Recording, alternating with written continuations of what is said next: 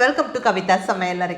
இன்றைக்கி நம்ம பார்க்க போகிற ஸ்பெஷல் ரெசிபி ரொம்ப நல்ல சுவையான soya chunks biryani. Vegetarian biryani லிஸ்ட்டில் இந்த சோயா சங்க்ஸ் பிரியாணி ஆல்வேஸ் கொஞ்சம் ஸ்பெஷல் தாங்க.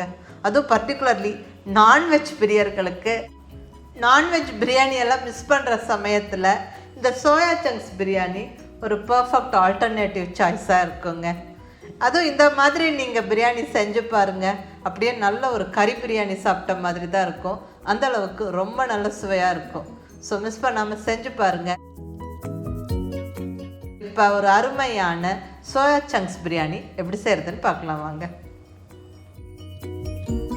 இப்போ ஃபஸ்ட்டு ஸ்டெப்பாக நம்ம சோயா சங்க்ஸை வேக வச்சு எடுத்துக்கலாம். நல்லா கொதிக்கிற தண்ணியில் 1 கப் அளவுக்கு சோயா சங்க்ஸ் சேர்த்துக்கிறேன். நல்லா ஒரு கொதி வந்ததுக்கப்புறம் நம்ம ஸ்டவ்வை ஆஃப் பண்ணிடலாம். ஆஃப் பண்ணி மூடி வச்சிடலாம். ஒரு 10-15 நிமிஷம் அப்படியே அந்த பாய்லிங் வாட்டரில் இந்த சோயா சங்க்ஸ் ஊறட்டும். நல்லா ஒரு 15 நிமிஷம் ஊறினதில் நல்லா இந்த சோயா சங்க்ஸ் பாருங்கள் நல்லா சாஃப்ட் ஆகிடுச்சு. இப்போ இது நல்லா இந்த தண்ணியை வடித்து நம்ம எடுத்து வச்சிடணும். ஸோ வேறு ஒரு பாத்திரத்தில் நல்லா இந்த தண்ணியை வடித்து எடுத்துடலாம்.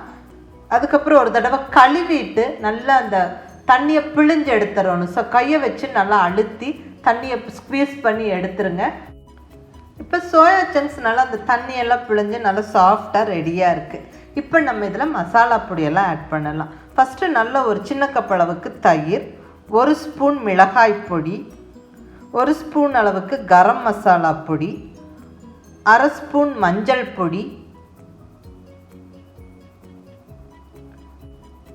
1 ஸ்பூன் மல்லிப்பொடி, கூடவே கொஞ்சமாக உப்பும் சேர்த்து நல்லா இந்த சோயா சங்க்ஸில் இந்த மசாலா பொடி தயிரெல்லாம் நல்லா கலந்து விட்டுறலாங்க. நல்லா இது ஒரு 20-25 நிமிஷம் ஊறணும்.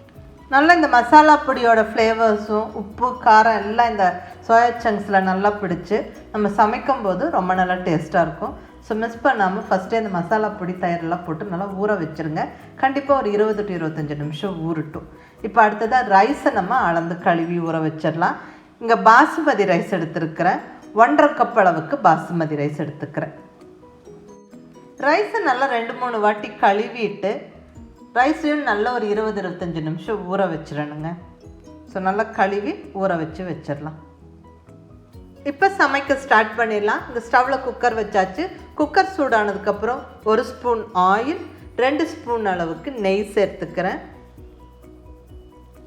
இந்த நெய் கொஞ்சம் சூடாகட்டும். நம்ம ஹோல் ஸ்பைசஸை இப்போ சேர்த்து விட்டுறலாங்க. அது என்னென்னு பார்த்துடலாம்.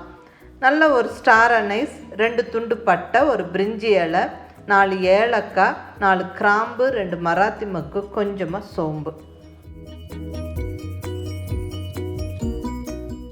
ஸ்பைசஸ் எல்லாம் நல்லா பொரிஞ்சு நல்லா வாசனை வந்ததுக்கப்புறமா நல்லா நீல வாக்கில் சன்னமாக கட் பண்ணின ஒரு பெரிய வெங்காயம், நல்ல ஒரு பெரிய சைஸ் வெங்காயம், கூடவே 2 பச்சை மிளகாய் ஜஸ்ட் ஸ்ப்ளிட் பண்ணி உள்ளே சேர்த்து விட்டு நல்லா வதக்கி விட்டுறணுங்க.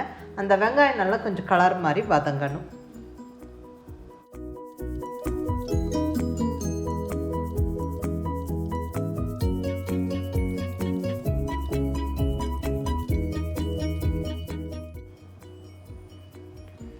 இப்போ ஒரு ஃபுல் ஸ்பூனுக்கு ஜிஞ்சர் கார்லிக் பேஸ்ட், இஞ்சி பூண்டு விழுது, நல்லா அந்த பச்சை வாசனை போகிற வரைக்கும் வதக்கிக்கணும்.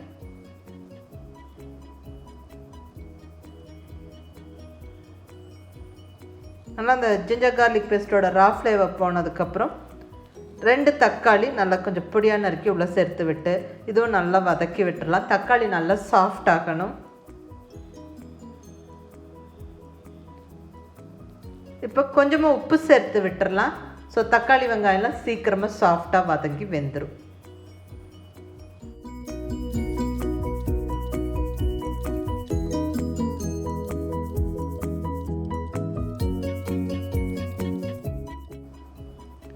இப்போ தக்காளி நல்லா சாஃப்டாக வதங்கிருச்சுங்க.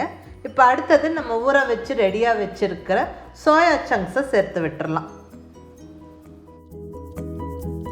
நல்லா அந்த மசாலாவோட ஊறி ரெடியாக இருக்கிற சோயா சங்க்ஸை சேர்த்து விட்டு கூடவே நல்ல ஒரு கைப்பிடி புதினா இலைகள், ஒரு கைப்பிடி அளவுக்கு பொடியாக நறுக்கின கொத்தமல்லி இலையும் சேர்த்து நல்லா வதக்கி விட்டுறலாம்.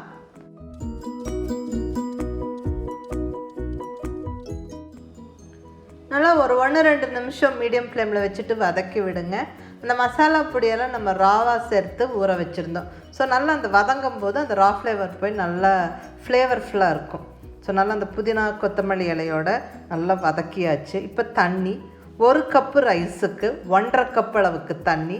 இங்கே 1.5 கப்பு ரைஸ் எடுத்துருக்கிறேன். ஸோ நான் 2.25 கப்பு தண்ணி சேர்த்து விட்டு நல்லா கலந்து விட்டு கொதிக்கிறதுக்கு விட்டுறலாம். நல்லா ஒரு கொதி வரும்போது ரைஸை சேர்த்து விட்டு கலந்துக்கலாம். ஸோ இங்கே நல்லா ஒரு கொதி வர ஸ்டார்ட் ஆகிடுச்சு. இப்போ நம்ம ரைஸை சேர்த்துக்கலாம். நல்லா கழுவி ஊற வச்சுருந்த பாசுமதி ரைஸ் சேர்த்துக்கிறேன்.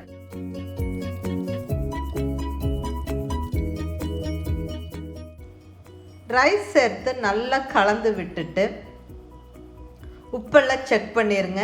உப்பு பத்தலைன்னா இந்த ஸ்டேஜில் சேர்த்துக்கலாம். ஸோ எல்லாம் செக் பண்ணிவிட்டு லிட்டு வச்சு க்ளோஸ் பண்ணி வெயிட்டு போட்டு விட்டு ஒரே விசில் அல்லது சிம்மில் 10 நிமிஷம் விட்டு ஸ்டவ் ஆஃப் பண்ணிவிடுங்க. ஸ்டீமெல்லாம் தீர்ந்ததுக்கப்புறம் ஓப்பன் பண்ணுனா அவ்வளோதான்.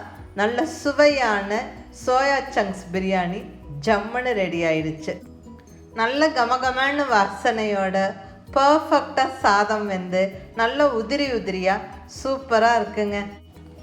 அவ்வளோதாங்க, நல்ல ஒரு பர்ஃபெக்டான சோயா சங்க்ஸ் பிரியாணி ரொம்ப குயிக் அண்ட் ஈஸியாக சிம்பிளாக செஞ்சாச்சு.